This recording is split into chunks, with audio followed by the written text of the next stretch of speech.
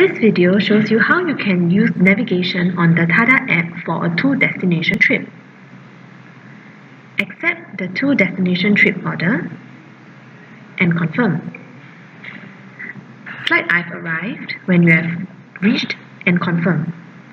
Slide Pick up only when the customer has boarded your vehicle, and then press the yellow navigation button to select your favorite navigation, in this case Waze.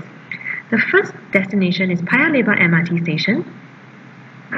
Now Waze will automatically navigate you to the first location, which is Paya Lebar MRT station. Once you have arrived, simply tap on the dark blue Tada logo to return to the app. Remember, do not slide drop off and press on the yellow navigation button again to navigate to the second destination. Once again, Waze will automatically navigate you to the second destination. Once you have arrived, tap on the dark blue Tada logo and return to the app to slide drop off. Now you can end the trip.